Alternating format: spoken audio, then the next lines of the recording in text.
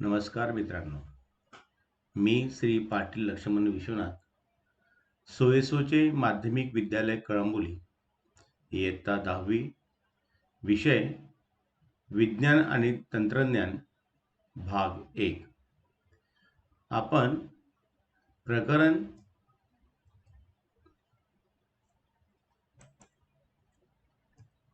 9 कार्बनी संयुगे हे प्रकरण आपण पाहत होतो. त्यामध्ये आपण व्हिडिओ क्रमांक 1, व्हिडिओ क्रमांक 2 हे आपण याच्या अगोदर अभ्यासले आहेत. संपूर्ण आपण त्याची माहिती आपण व्हिडिओ क्रमांक 1, 2 मध्ये पाहिली आहे. आता आपण व्हिडिओ क्रमांक 3 पाहणार आहोत. आता 3 मध्ये काय आहे तर अल्किनाची समजातीय श्रेणी हे आपण पाहणार आहोत. याच्या अगोदर आपण याचे 2 तक्ते आपण पाहिली होती. 2 तक्ते म्हणजे हे अल्किनांची समजातीय श्रेणी पाहिली होती आपण. याच्यामध्ये आपण अल्कोहलची समजातीय श्रेणी याचा अभ्यास आपण केला होता. आता आपण त्यातला अल्किनाची समजातीय श्रेणी आपण पाहणार आहोत. यामध्ये बघा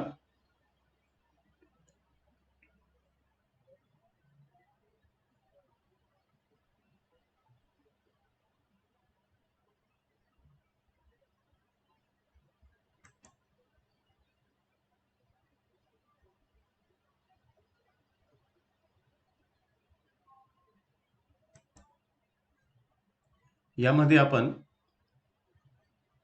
एथिन C2H4 संक्षिप्त रचनासूत्र काय करणार आहे की कार्बनचे या ठिकाणी 2 दिसत आहेत मूलद्रव्य आणि H4 आहे. आता H4 करायचं असेल तर या ठिकाणी बघा किती तयार होतील. जर सिंगल बॉन्ड घेतला असता तर 1 2 3 4 5 आणि 6 लागले असते, पण 4 असल्यामुळे आपल्याला इकडं 1 इकडे 1 2 इकडे 1 आणि इकडे 2 मग जे आहेत 4च झाले. मग या ठिकाणी ॲक्च्युअल हा जो आहे या ठिकाणी 4 त्याचे बॉन्ड असतात. तर किती मग डबल बॉन्ड जर केले हे 2 3 4 हे 2 3 आणि 4 अशा पद्धतीने आपण या ठिकाणी डबल बॉन्ड आले. म्हणजे कार्बन अणूंची संख्या जी आहे ते किती आहे 2 आहेत. आता घटकांची संख्या डबल बॉन्ड आल्यामुळे तो घ्यायचा नाही. CH2 घ्यायचा नाही. हा CH2 गेला तर काही राहणार नाही म्हणून घ्यायचा नाही. तर याचा उत्तरांक जो आहे तो -102 आहे. प्रोपीन 3 आहे कार्बन. याची घटकांची संख्या इकडची हा इथून घ्यायचा आहे. 1 इकडे येणार नाही. -48.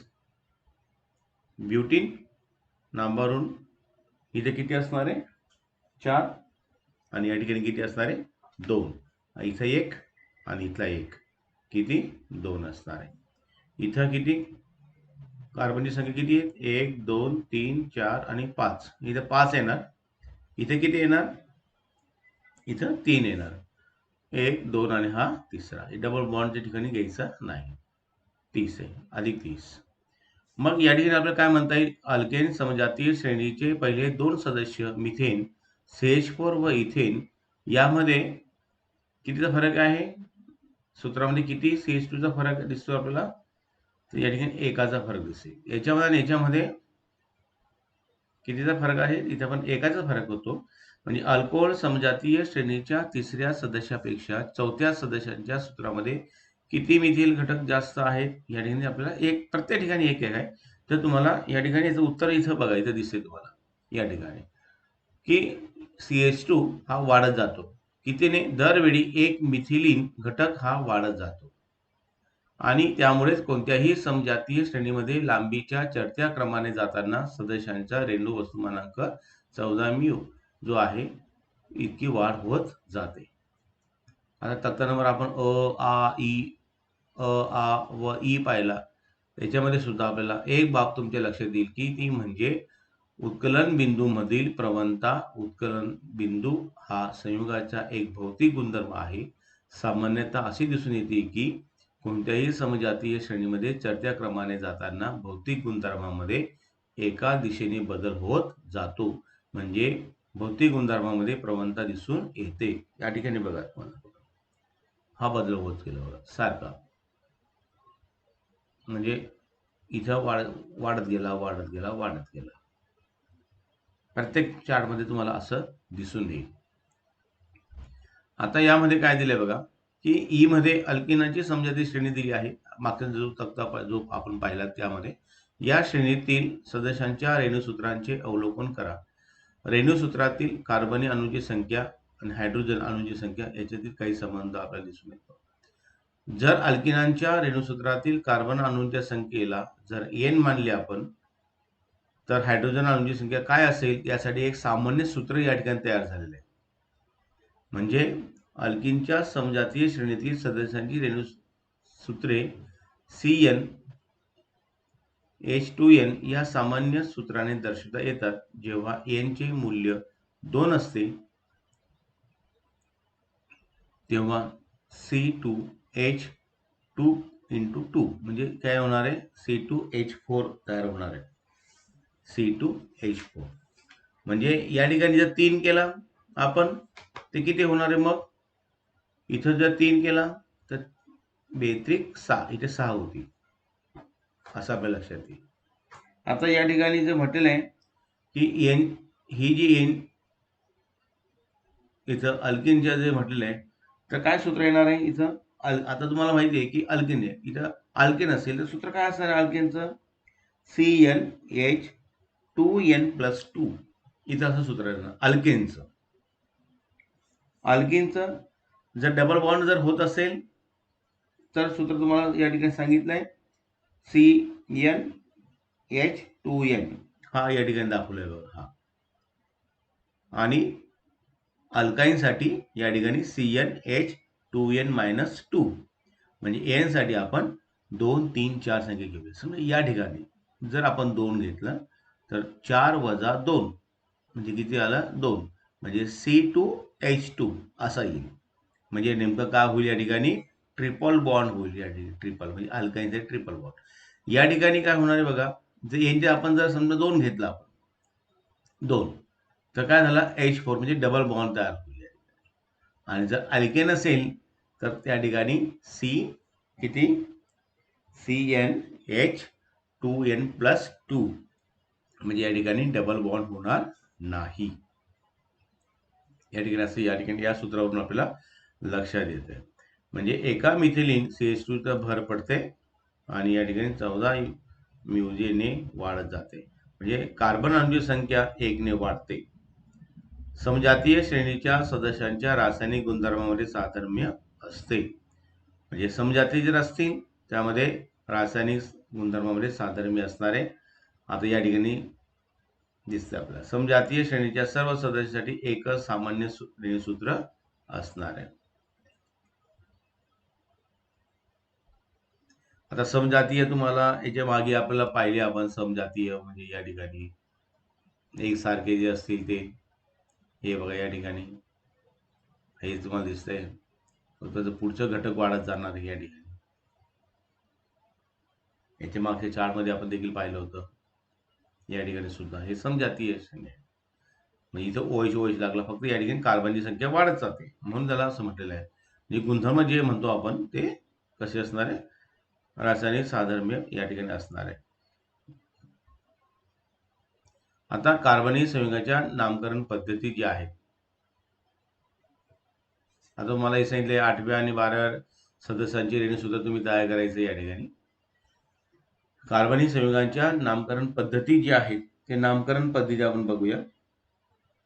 कसं दिले जातात, नाव कशी दिले जातात, सामान्य नामकरण पद्धती कशी होती यावर सुरुवातीला आपण पाहिले की आज मितीस लक्षावधी कार्बनी संयुगे ज्ञात आहेत. माहिती आपल्याला सुरुवातीच्या काळात काही माहीत असलेल्या कार्बनी संयुगांची संख्या कमी होती. त्यावेळी वैज्ञानिकांनी त्यांचे नामकरण विविध प्रकारांनी केले होते. त्या नावांना आता सामान्य नावे असे म्हणतात. उदाहरणार्थ मिथेन, इथेन, प्रोपेन, ब्युटेन या पहिल्या 4 अल्केनच्या नावाचे उगम वेगवेगळे होते. त्यानंतरच्या अल्केनांची नावे त्यातील कार्बन संख्येवरून दिली गेली. म्हणजे C4H10 या रेणूसूत्रासाठी सरळ शृंखला किंवा शाखीय शृंखला अशी रचनासूत्रे असलेली 2 समघटक संयुगे आपण मागच्या वेळेस पाहिले आहे. डबल बॉन्ड द्यायचे का सिंगल बॉन्ड द्यायची आपल्याला सर्वांना माहिती. त्यांना N ब्युटेन आय ब्युटेन अशी नावे देऊन त्यांच्यातील वेगळेपणा हा सहसंबंध दर्शविला गेला. म्हणजे सारखं असेल हे, परंतु समजाती समघटक असतील तर संयुग असतील त्यांना आपण एन ब्युटेन किंवा आय ब्युटेन हे दोन वेगवेगळे दाखवण्यात आले. रचनासूत्र वेगवेगळे ज्यांचे असतात.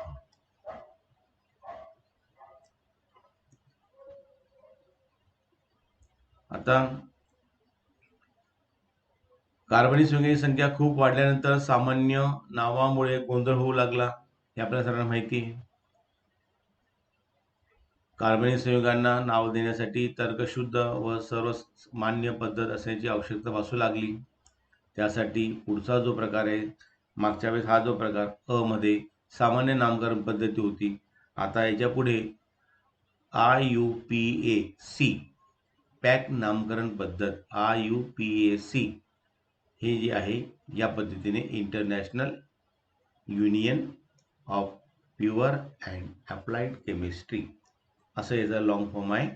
या संस्थेने संयुगाच्या संरचनेवर आधारित नामकरण पद्धत मांडली व ती जगभर मान्यता पावली. या पद्धतीमध्ये सर्व प्रकारच्या कार्बनिक संयुगांना विशिष्ट नाव देण्याची तरतूद आहे. आपण येथे एकच क्रियात्मक गट असलेल्या काही सरळ शृंखला संयुगांना IUPAC नाव कसे देतात ते पाहू आपण. तर कोणत्याही कार्बनिक संयुगांच्या IUPAC नावाचे 3 घटक असतात, म्हणजे जनक, प्रत्यय व उपसर्ग नावामध्ये याची मांडणी करण्यात येते.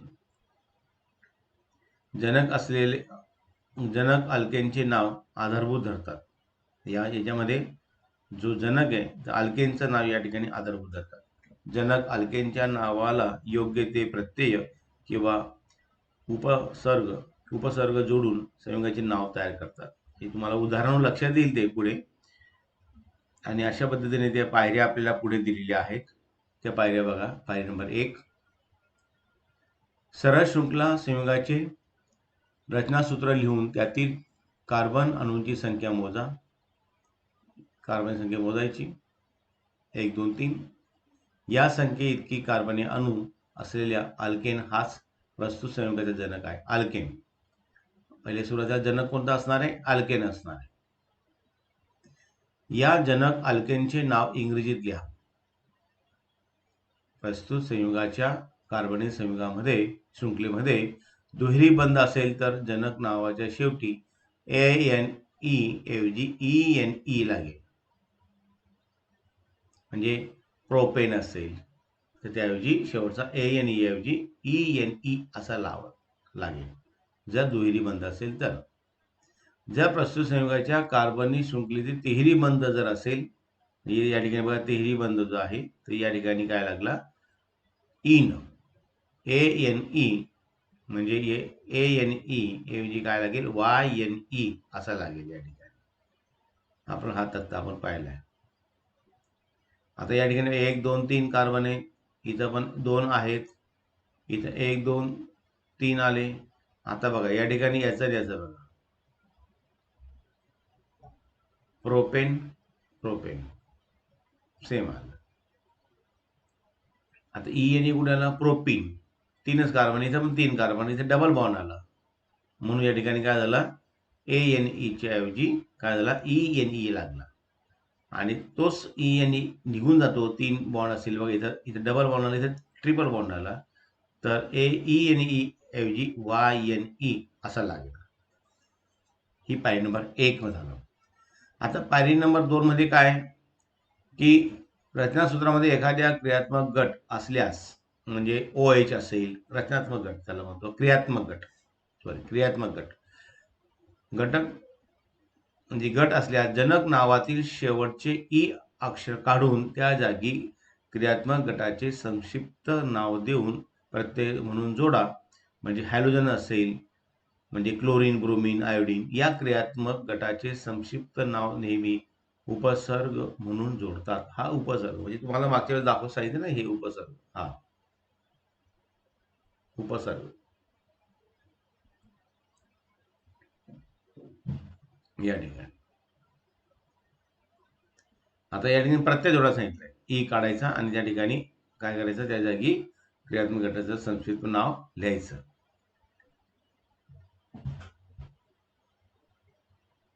नाव जोडायचं. कार्बन शृंखलेतील कार्बन अणूंच्या एका टोकाकडून दुसऱ्या टोकापर्यंत अंक द्या. अंक द्यायची. ते अंक कशी दिली जातात तुम्हाला मी सांगतो त्याच्या पुढे.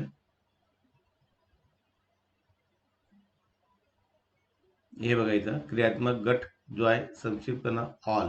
ओएच लागला तर ऑल, ऑल ओएच लागतो, म्हणजे अल्कोहोल जो ग्रुप आहे तो लागेल या ठिकाणी. तर जनक कोणता आहे इथं प्रॉपर इथेन, कोणतेही डबल बॉन्ड नाही म्हणून इथेन. आणि हा ओएच लागला याला म्हणून याला इथेनॉल असं म्हटलं गेलंय. उपसर्ग जनक या ठिकाणी नाही. आता या ठिकाणी Cl लागला, सेम आहे. इथं किती हायड्रोजन 3 आले, इथं 2 होते. क्लोरीन लागला, क्लोरो. जनक कोणता आहे, इथेनच आहे. जनक प्रत्यय या ठिकाणी प्रत्यय लागणार आहे, ओएच लागणार आहे. या ठिकाणी हायड्रोजन ग्रुप लागल्यामुळे या ठिकाणी उपसर्ग जनक लागेल, म्हणजे क्लोरो इथेन. कारण की उपसर्ग जे आहे ते अवजर घेतला जातो. हा बघा, अवजर घेतला जातो आणि प्रत्यय नंतर लागतो. आता या ठिकाणी उपसर्ग आहे त्यामुळे तो अवजर घेणार आपण इथं, म्हणून क्लोरो पहिला आला. इथं पण बघा, इथं काय BR इथं लागलाय म्हणून ब्रोमो. मूळ जनक आहे इथेन म्हणून इथं काय येणार नाही, प्रत्यय लागला नाही आणि म्हणून ब्रोमो इथेन असा लागला. या ठिकाणी कोण काय लागला, OH लागलाय म्हणजे CHO, म्हणजे या ठिकाणी ऑल म्हणजे प्रोपेन.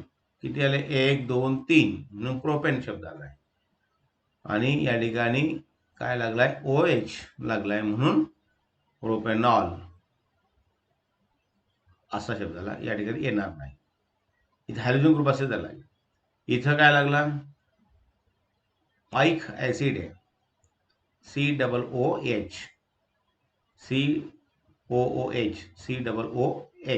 असा लागला. इथेन तोच आहे, जनक तोच असणार आहे कारण 2 कार्बन आहे, इथेन. आणि इथेनॉइक ऍसिड इथं प्रत्यय लागला म्हणून OH लागला म्हणून इथे येणार नाही. आता इथं काय झालं, अमीन NH2 लागलाय. मिथेन CH3 म्हणजे मिथेन लागेल. आणि याच्याला जो H जो होता एक कमी झालाय, त्या ठिकाणी हा लागलेला आहे, NH2 लागलाय म्हणून याचा जनक कोणता आला, मिथेन आला.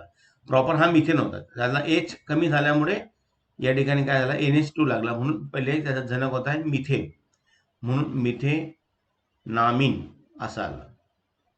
आणि या ठिकाणी कोण CO लागलाय शेवट. हा जो आहे 7 नंबरचा जो आहे तो काय झालं, प्रोपेन. आता आपण इथं स्वतः लिहायचंय, हे कसं करायचं आपण लिहायचंय. आणि प्रोपेनॉल असा शब्द आलेला आहे, हे तुम्ही तयार करा घरी.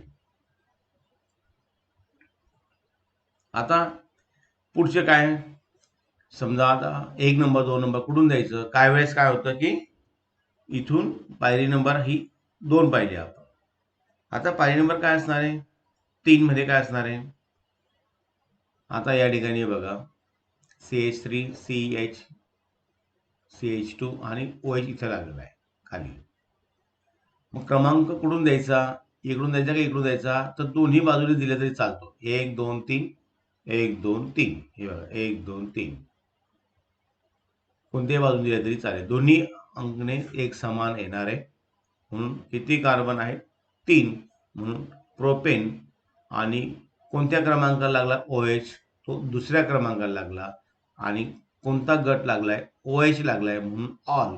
Propane 2 all. 2 कुठून आला, दुसऱ्या क्रमांकाला लागलाय म्हणून. आता इथं बघा, आता Cl कुठं लागला, इकडून घ्यायचा का इकडून काय धरायचा, तर इथून जर आपण घेतलं 1 2 3 4 5, जो जवळचा असेल तिथून 1 नंबर द्यायचा, म्हणजे इथून सुरुवात होणार. 1 2 3 4 5. आता इथून जर घेतला आपण 1 2 3 4 5, परंतु तो इकडून ग्राह्य धरला जात नाही. जो जवळचा असेल कार्बन तिथून 1 नंबर धरला जातो. 1 2 3 4 5 इकडूनच होणार नाही, हे लांब पडतंय, क्लोरीन लांब पडेल म्हणून 2 नंबरला आहे. म्हणून 2 क्लोरोपेंटेन. पेंटेन म्हणजे किती आले? 5 कार्बन म्हणून पेंटेन. काय जोडला आहे? क्लोरीन म्हणून क्लोरो. आता तुम्ही म्हणणार की सर आता इकडून का नाही घ्यायचा? आता त्यासाठी तुम्हाला वाटलेच मागे घेऊन जातो. बघा इथं बघा, कार्बन शृंखलेतील कार्बन अणूंच्या एका टोकाकडून दुसऱ्या टोकापर्यंत अंक द्या. दिले आपण इकडून तिकडून दिले. ह्या क्रियात्मक गटातील कार्बनला 1 हा अंक द्या. हे क्रियात्मक गट नसतील तेव्हा शृंखलेचे अंकन 2 दिशांनी होऊ शकते, इकडून आणि इकडून पण. ज्या अंकांमुळे क्रियात्मक गट धारण करणाऱ्या कार्बन अणूला लहान अंक मिळेल ते अंकन ग्राह्य धरा. ज्या अंकनामुळे क्रियात्मक गट धारण करणाऱ्या कार्बन अणूला, आता या ठिकाणी काय म्हटलंय? क्रियात्मक गटाच्या संक्षिप्त नावापूर्वी हा अंक लिहा. या ठिकाणी काय दिलंय बघा, 1 नंबर कुठे द्यायचा आहे तुम्हाला? क्रियात्मक गटातील जो जवळचा असेल गटातील कार्बन 1 हा अंक द्या. क्रियात्मक गट जितकं जवळ असेल क्रियात्मक ज्याला आहे तिथून द्यायला सुरुवात करायची. इथून बघायचं CHOO किंवा COOH हे क्रियात्मक गट आहेत. या गटाला लागून जो असेल 1 अंक तिथून सुरुवात करायची.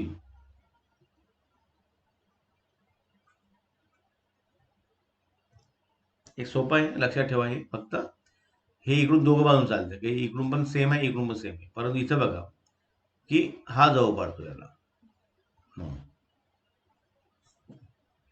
आणि काही पायऱ्या जे आहेत ते आपण कार्बनी वलय किंवा विषमाणूंची युक्त वलय जी आहे ते आपण पुढच्या जे वर्ग आहेत त्यामध्ये आपण पाहणार आहोत. या ठिकाणी बघा, आता इथिलीन जो आहे तो ethylene CH2 double bond CH2 रचनासूत्र आहे. IUPAC नाव काय देणार त्याला आपण? तर या ठिकाणी एथिन असं नाव देणार आहोत. एथिन डबल बॉन्ड आला तर इथिलीन आहे, सामान्य नाव त्याचं काय? इथिलीन आहे. तर त्याचं IUPAC नाव आहे एथिन. आता पुढचं आहे ॲसिटिलीन, ट्रिपल बॉन्ड आहे. Ethyne, acidic acid CH3COOH, ethanoic acid याचं मिथेनॉल, मिथिल अल्कोहोल आहे. याला सर्वसामान्य नाव काय? मिथिल अल्कोहोल आहे. इथं काय म्हणायचं? मिथेनॉल. पुढचं आहे इथेनॉल. इथला पुढच्या 7 नंबरला आहे. आता नामकरण कुठून देणार? इकडून दिलं काय, इकडून दिलं काय, सारखंच असणार आहे. म्हणजे हा 2 नंबरला आला. सीला ऑक्सिजन जोडलेला असेल खालच्या बाजूला, म्हणून इकडून 1 नंबर काय, इकडून 1 नंबर 1 2 3 1 2 3 हे 2 नंबरच असणार आहे. म्हणून या ठिकाणी किती आहेत कार्बन? 3. म्हणजे या ठिकाणी काय घेणार आपण? Propane. 3 carbon propane, 2 on oxygen म्हणून ओन, 2 हे दुसऱ्या क्रमांकाला आहे म्हणून. Ethyl methyl ketone. आता कुठे जॉईन झालाय तो? या जवळचा कार्बन इथं जॉईन झालेला आहे. सीला इथं जॉईन होणार म्हणून आपण इथून क्रमांक देणार, जो जवळचा जो पडेल तो. म्हणजे 1 2 3 4. म्हणजे या ठिकाणी ब्युटेन 4 आहे म्हणून ब्युटेन 2 नंबरला, 1 नंबर 2 नंबरला येतो म्हणून तो या ठिकाणी 2 लिहिणार. म्हणजे ब्युटेन 2 ओन, म्हणजे ऑक्सिजन लागला म्हणून ओन, म्हणजे ब्युटेन 2 ओन असं येणार. आता इथं बघा, इथं याला जॉईन झालेला आहे तो, याला जॉईन केलाय म्हणून इथं काय येणार? इथेनॉमिन असा आला. आणि इथं पहिल्याला जॉईन झाला, इथं 1 नंबर इथूनच सुरुवात होणार म्हणून या ठिकाणी 1 क्लोरो प्रोपेन असं त्याचं नाव येणार.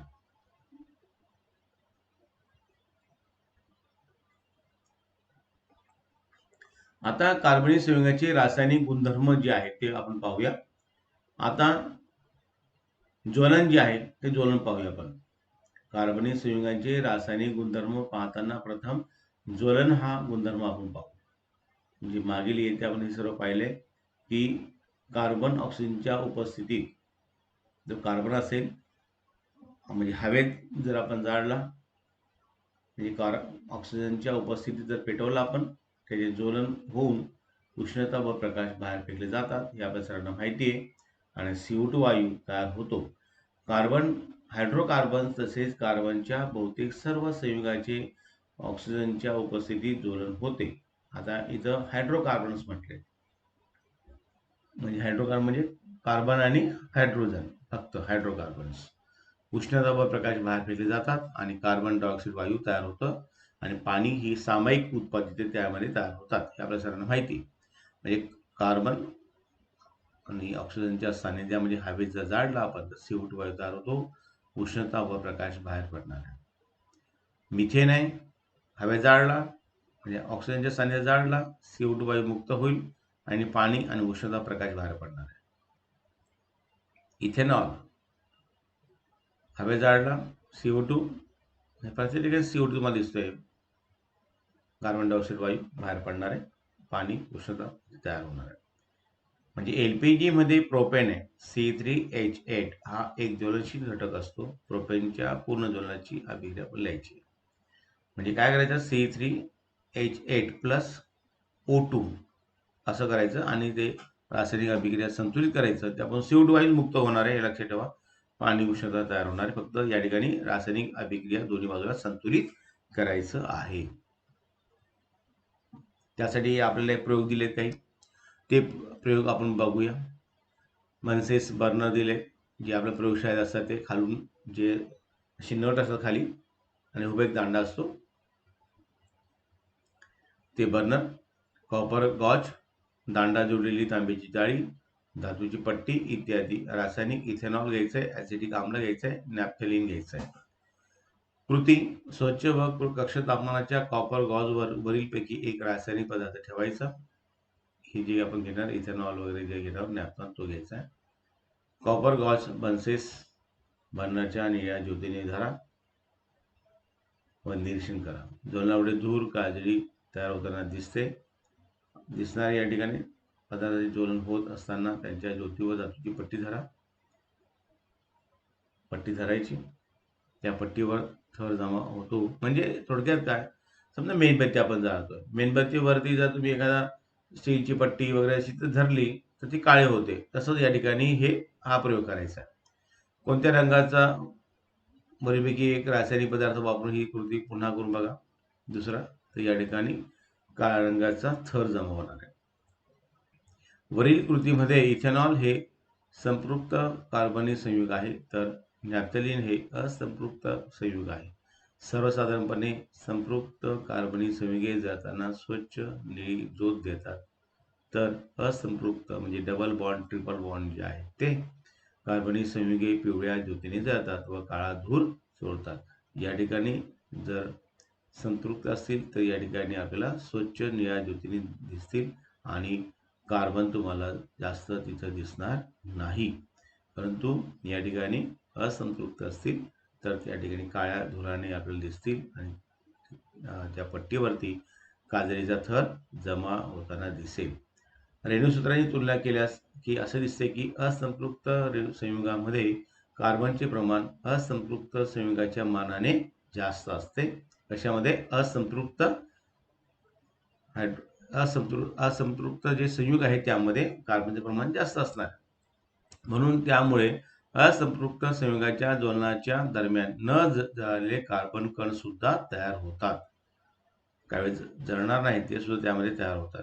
ज्योतीमध्ये असताना ते हे तापलेले कार्बन कण पिवळ्या प्रकाश देतात.